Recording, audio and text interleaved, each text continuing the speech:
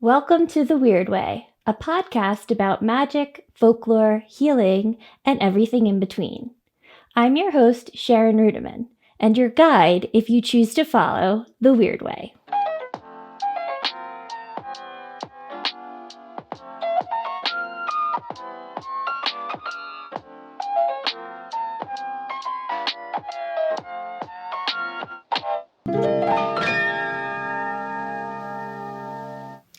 Hi, and welcome to The Wyrd Way.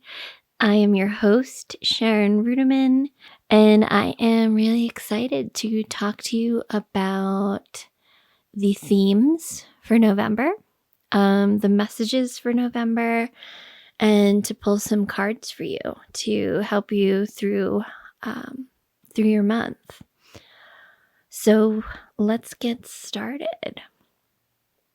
I am recording this on Halloween, aka All Hallows Eve, Samhain if you celebrate, and Happy New Year to all those who celebrate this as the beginning of the wheel of the year. So it's a pretty big month. It's a pretty big day. November is traditionally looked at least in the northern hemisphere, as the beginning of winter. So I've been trying to research my own ancestry. It's been a little bit tough, but I was always told that we were part Welsh. And so there is a similar holiday celebrated in Welsh culture, which I am not going to pronounce correctly. It's like Galan Gev, and it means like end of summer, beginning of winter, kind of thing. So similar vibes to Samhain. This is, notoriously known as a day where the veil is thin, a day for ancestor worship. Personally, I've been feeling more like, I don't know, I feel like ancestor worship, maybe not worship, but ancestor connection, working with your ancestor altars, prayers, connection. Those are things that you could be doing all year long. I think that ancestor work is really important, especially for those who don't know who they are. It's been interesting for me to get in touch with some of my ancestors. And I don't know who all of them are. It's been interesting getting to know them. It's also been really interesting. I've been getting a better relationship with my grandfather, who I never met in real life. And the thing is that I'm learning is that, it's a different person, not a different person, but they're different on the other side. They're not attached to the humanness that we're all attached to. So when I've spoken to my dad about it, he says like that doesn't sound like his dad. And I'm like, well, I don't think that they're quite the same. Like him in his human life definitely is different in the spirit world. They're not as attached, or they're not attached. But anyway, so this month is kind of a big month. I mean, I'm very sad to see October go. It's one of my favorites. But it just went by like really fast. And here we are entering November. So this month is notorious for the preparation for winter. So, and of course, if you were in the southern hemisphere, it would be prepping for summer. And so it's a little bit of a different vibe. So I can really only speak on what's going on here in the northern hemisphere. I'm recording this in the Southwest in Santa Fe, New Mexico. And it suddenly got really cold here. Like, we had our first frost, a little marigold that was fostering just up and died. All my house plants just like, they just keeled over almost. I'm trying to revive a couple of them. There's a little fly that just joined me.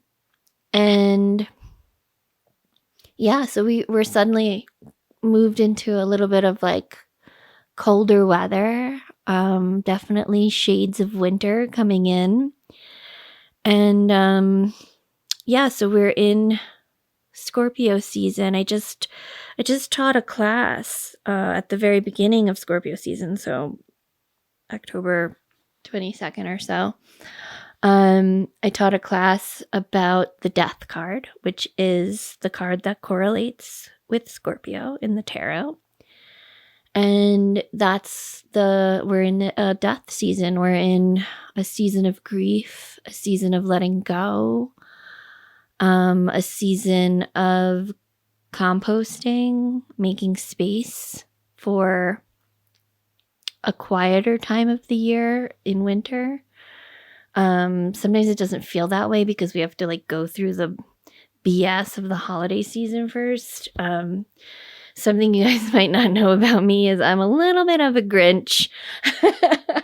I don't love Christmas. But when I discovered Yule and discovered how to celebrate in my own way, I actually did start to enjoy the season a little bit more. But for most of my life, I've been a grumpy Grinch, Scrooge McDuck, kind of really like the aspects of the holidays that involve like the monsters, like like that big cat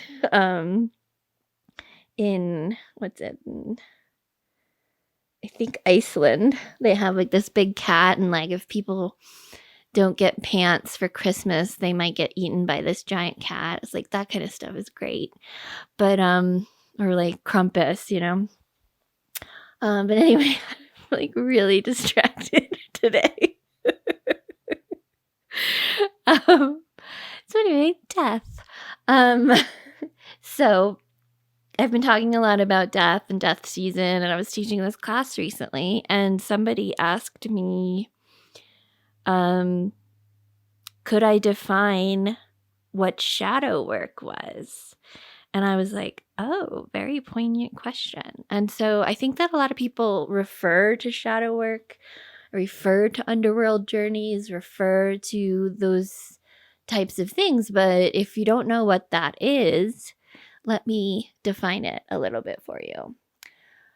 Shadow work is facing what people might refer to as like the darker or uglier sides of being human. So it's confronting things like fear, grief, anxiety,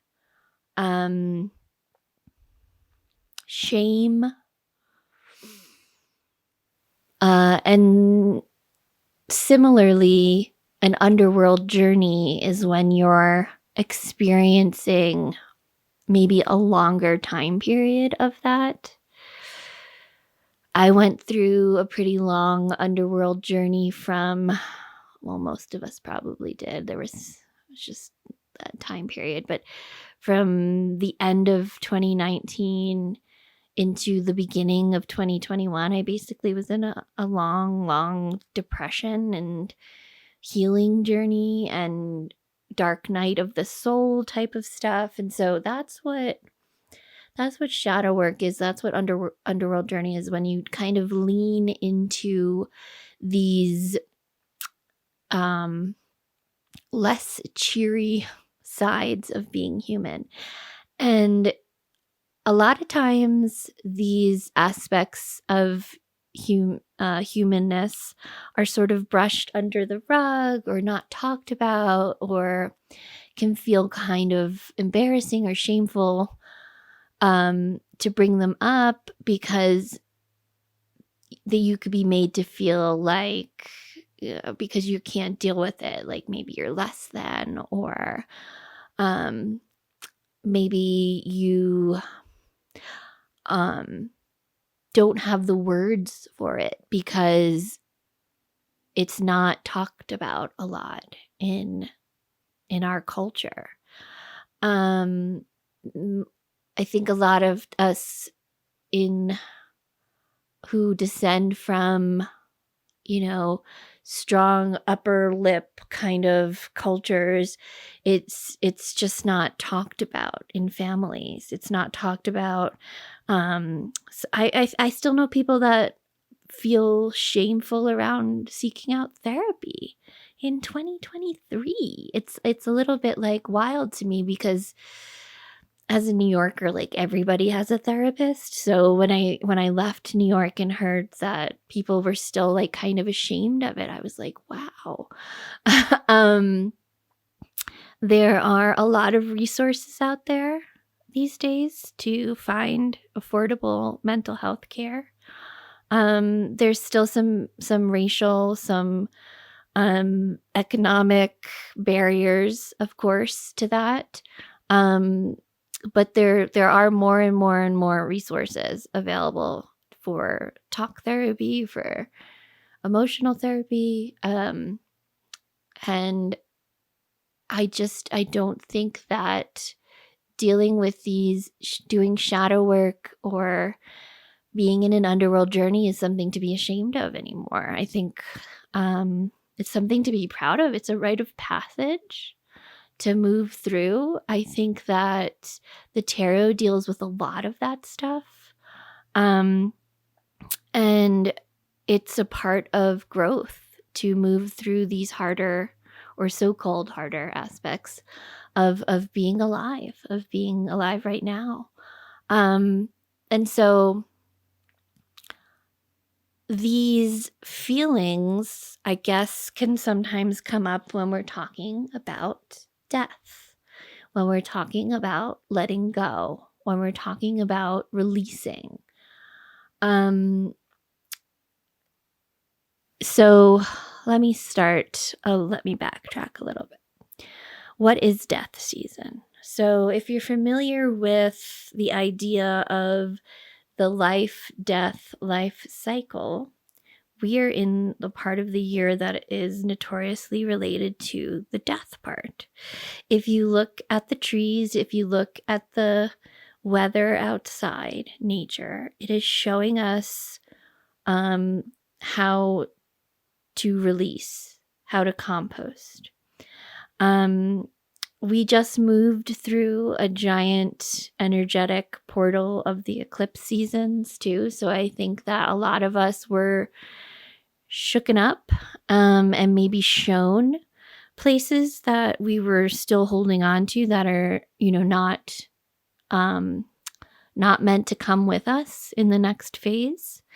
I think that this was a very pivotal year for a lot of people in stepping into their power, stepping into their purpose, stepping into what they're meant to be doing here in this lifetime. I think that a lot of us felt on pause during, 2020, 2021, things were on pause. And I think that this was the first year that people maybe were starting to feel not that we're heading back to normal, but we were figuring out what we want to be doing, how we want to be living, how we want to be working. And it's definitely not the same from when I was in 2019. Like everything is different. There's a lot of grief in the air too. There's so much grief actually. And when we make these kinds of changes, we have to also make space for grief. And so, yeah, like if you're alive right now, you probably are grieving. I mean, everywhere you look, we are experiencing more and more catastrophe in the news. It's hard to wake up and not be aware of how hard it is out there. For anybody of Jewish descent, I'm sure that you're experiencing some kind of anxiety or depression or fear, because that's just in our DNA, in our genes. We've experienced so many of these like wars against innocent people. There's so many people are losing their homes. So many people are losing their jobs right now. So many people are afraid of losing their something, people are grieving. It's tough to be alive. It's tough to, it's just tough. And so we're all experiencing this kind of shadow work. And so the message this month is grieve, I think. It's grieve it out, cry it out, grieve, release.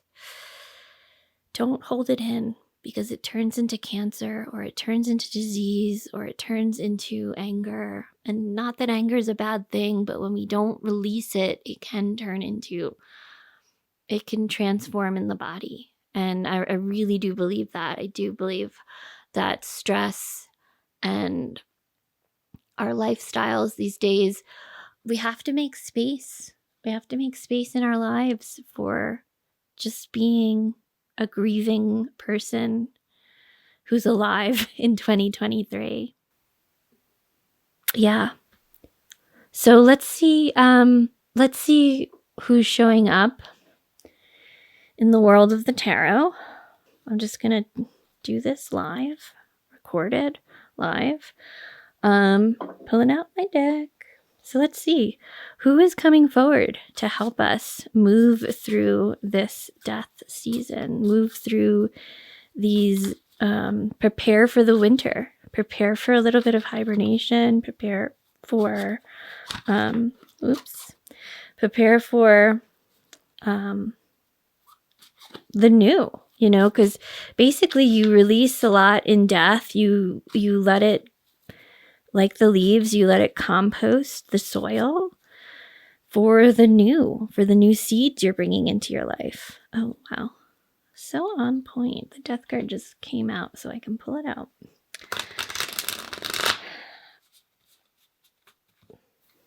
So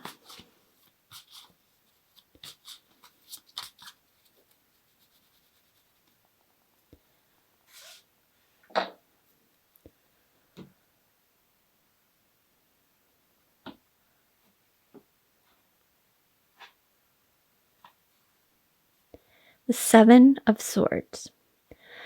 So the Seven of Swords is showing up as our invitation this month. It is an invitation to work with the mind. It's an invitation to work with the parts of ourselves that want to try to manipulate ourselves out of getting out of the uncomfortable situation. So when we are dealing with shadow work, when we are dealing with anxiety and depression and fear and shame, our brains naturally want to try to get us out of it. And so in the Seven of Swords, we are, the invitation is to actually say, no, thank you. I'm going to work through this. I don't need to distract myself. I don't need to try to manipulate myself or others or the situation. Instead, a lot of times in the sevens, it's just contraction. It's just change. It's just the uncomfortableness of change. And so I would say that the message this month is to lean into what's uncomfortable, to see what's on the other side. I'm not saying that if you're having a full-blown panic attack to try to dissect it and figure it out. No, use your tools, use your medication, use your breathing, use your walking. that's not manipulating the situation. That's doing something healthy for yourself because you're having a panic attack. Lay on the floor, call a friend, call your therapist. I'm saying don't avoid the things that are causing you the anxiety, that are causing you the panic. A lot of times, there are times when distraction and avoidance, or really more like tuning out, are healthy. I am a person who has learned the great skill of leaving my body in times of stress. I'm really good at disassociation. And it's a skill I learned as a kid because I was growing up in a chaotic situation. It's a skill that has gotten me through a lot of hard moments, but it's not always helpful. It's a survival skill. So we have to sort of decide if, like, we're in survival mode, then yeah, sometimes you have to do what you got to do to get by. But I actually think that right now, as a collective, you have to decide for yourself on an individual basis. But right now, with the Seven of Swords as the card for this month, the suggestion is to lean into it, to maybe see if you can release it. I think that there's a lot of stuff that's not meant to come with us in 2024, and the prep work starts now. And so, if possible, within safety, within the safety of, sorry, there's a fly and I keep trying to get it. Within the safety of your practices, your teachers and your friends and your family and yourself, can you explore some of these so-called shadow sides of yourself rather than distracting yourself out of it? Okay? So what helps? The Chariot, which makes a lot of sense. We're coming towards the end of this Chariot year. We have all been learning a new way of moving through the life, through this life. The Chariot is a time of sacred graduation, of leveling up, of also releasing old ways of moving through this world. So for me, it started on January 1st. It was kind of crazy. For some, it started later. And a lot of people I know have gotten laid off. I've had a lot of tarot clients recently that started a new relationship or ended one. A lot of my clients have retired, so different story, but sort of similar. There's just a lot of change this year. It's a movement year. It's a water movement year. And so last year was all about self-reflection. This year is all about movement. And so the Chariot, I think, is coming up as a reminder that this is bigger than just what's happening right now. This is about your future. This is about your purpose. This is about what you're meant to do. These are big times. We're living through really big times. And not trying to give you a panic attack or anything. I'm just trying to remind you that there's big stuff at stake right now. And the time to be asleep is over. The time of going into caves and meditating is over. We got to fit in our morning practices and our self-care, all while fighting for justice and creating a new world for the future. And in the grand scheme, the old ways just aren't working, obviously. Like, people are fighting tooth or nail, but the truth is things are changing. And then within our microcosm, within our small little worlds of ourselves, and on the individual, on the little family basis, things are changing. And if you don't want to change, that's okay. Maybe that's not your path for this life.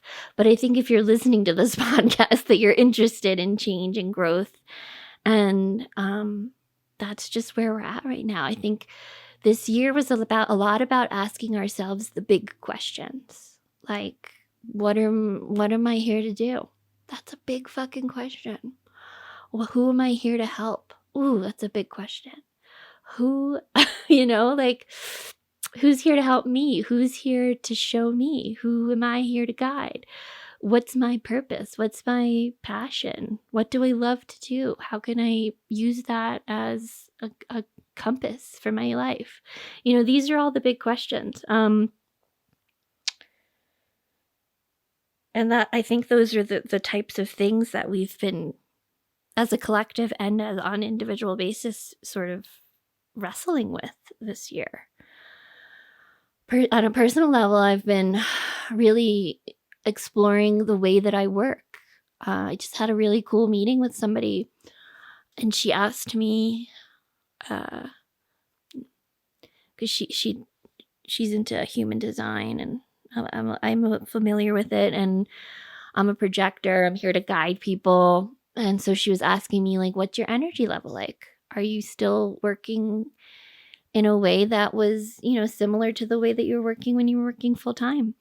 And yeah, the answer is yes. And I'm like more busy in a way, like, because I'm trying to like wear a million different hats and do a million different things, because it feels like we're all running out of time.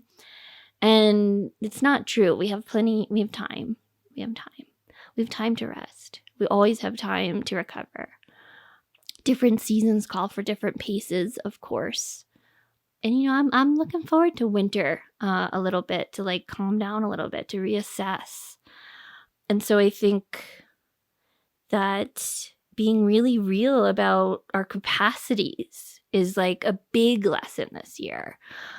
Saying no, saying yes to things that are hell yes, and saying no to everything else.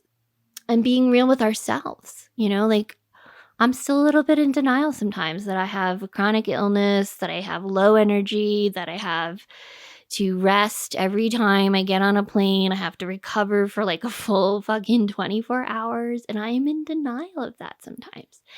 And the truth is, if I keep ignoring it, it's not going to be good.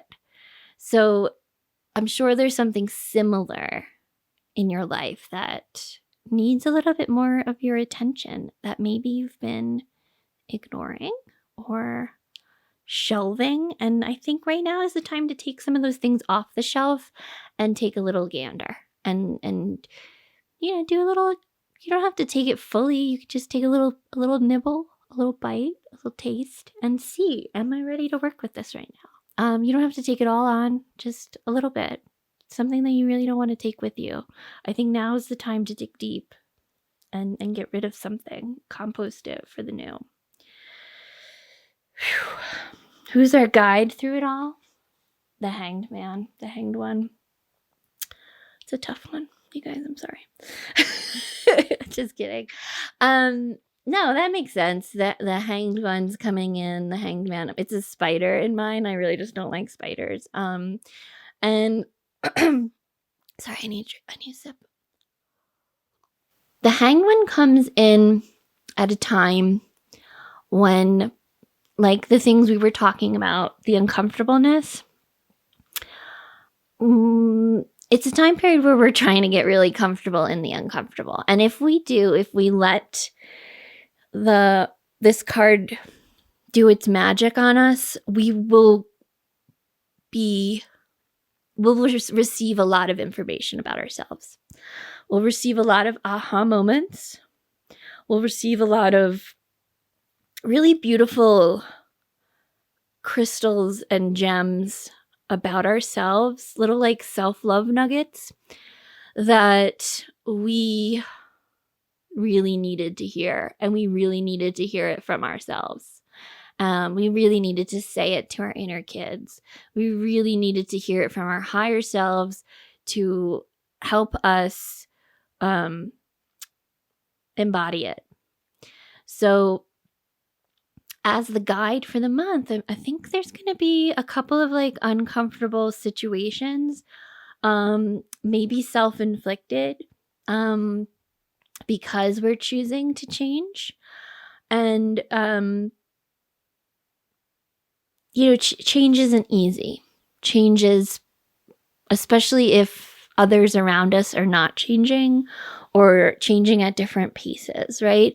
But I think what's really important this month is to keep your eyes on your own paper, to really focus on, maybe take some time at the beginning of this month in this death season and really ask yourself that very like poignant quote from Dr. Estes in the Women That Run with the Wolves, like, what must die today in order to create more life? What must die in this season of my life right now in order to create the space that I want to bring in these new and beautiful aspects of myself, these new and beautiful opportunities, these new and beautiful relationships or seasons to my relationships? What must die and be released to make space for the new? That's the season that we're in right now. And it's some of my favorite things to talk about. But it's not easy. It's definitely easier than tower work. It's definitely easier, I think, because there's it's ego death. It's not, I guess because I've just been in it for so long that I'm just like, yeah, let's do this transformation. Like, I've been doing it for a while now, and I've been on the journey, on the path that's why I have the advice that I have. So depending on where you are, it can feel, it can feel like nothing, or it can feel like a great weight, It depends on the attitude that you take with it. Like, I think that at this point, if you are looking to, be in your purpose, then you're also looking to be serious about changing. Be serious about releasing stuff that isn't meant to come with you. And that's what this month is all about. So I think that the Hangman is showing up as a reminder that this is not easy. But if you're willing to hang out for a little bit longer than feels comfortable, you will get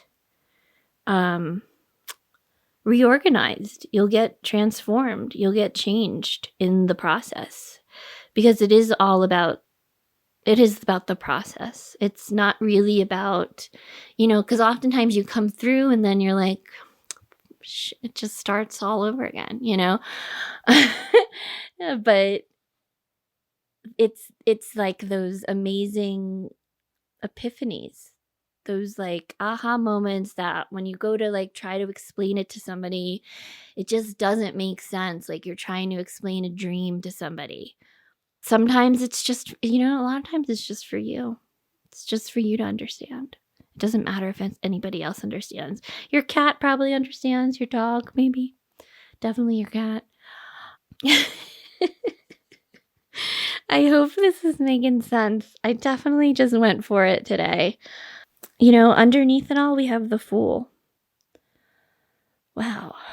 Sometimes the tarot is just so on point. I can't make this stuff up. Underneath it all, we have the Fool, and to be honest, death is, what's that quote? Like, to be in a relationship is to live 1,000 tiny little deaths with somebody. To be on the Fool's journey is to live and survive 1,000,000 tiny little deaths. And with it, there is grief. there is sadness. There is, like, how do you think the composting works? It needs the water, like, cry it out. How release in any way that you want. You could do fire rituals, you can do dancing, you could do, warrior cries, you could do, actually, speaking of it, I'm bringing back the ancestral guidance breath work towards the end of this month. So if you subscribe or follow me on Instagram, you'll definitely know about that. And that'll be a really great time to release, especially if you've been doing a lot of releasing work and you just need like that last gunk to get scraped out. That would be, shameless plug. But really, it's why I do this stuff, to offer people opportunities like this, to do these kinds of like group works where it's pretty cheap. It's pay what you can. Donation $11 to $44, whatever you can afford. And I think it's going to be really good. It's also an opportunity if you are somebody who struggles with connection to spirit. There'll be a little bit of a guided, not a little bit, there will be a guided awesome journey to talking with an ancestor, talking to a spirit guide. So yeah, look for that. It's breathwork for ancestral guidance. It'll be towards the end of the month, I believe. I forget what day I've scheduled it for, but it's going to be good. And then, yeah, I think it's feeling kind of good, I think. Yeah, the Fool came up as just a reminder that, if you took birth in this life and you believe that we took birth for a purpose, that you believe that we took birth for a reason to learn, to experience, to work on some stuff, you made some soul agreements, you made some plans, what have you, then it comes with doing this kind of work. It comes with letting go. It comes with being uncomfortable. It comes with working with the brain. It comes with sacred graduation in the chariot. And I mean, a lot of this, the tarot is kind of being like so almost like boringly on point. But I think that that's kind of the medicine that we need right now. In these more crunchier, uncomfortable times is like, yeah, we're uncomfortable, but that's okay. There'll be other times of great comfort and joy. And I think it'll be soon. I think it'll be in Sagittarius season. But for right now, we're really looking at what is ready to be let go of. What parts, especially what like habits are you ready to let go of? And especially the things that like maybe have been coming up all year and you've been maybe like, yeah, okay. No, now is the time to dig deep and cut those cords and release. Because I believe in you, and I think that a lot of good things are coming your way, but you got to make the space for it in your life for them to come in. Well, that's all I got for now. Definitely tune back in if you are a Hecate fan or you've been wanting to learn a little bit more about her and how to work with her. I'm not an expert, but I'm definitely a devotee, and we're going to take a deep dive into Hecate, the folklore around her, how to work with her, and what kind of guidance she can offer us, especially in an underworld journey. That's going to be towards the middle of the month. So look out for that. In the meantime, thank you so much for letting me wax philosophic for a little bit. And if you're liking what you're hearing, please leave a 5-star or whatever, the equivalent is on the podcast resource that you're listening to. Until then, keep it weird. I'll talk to you later.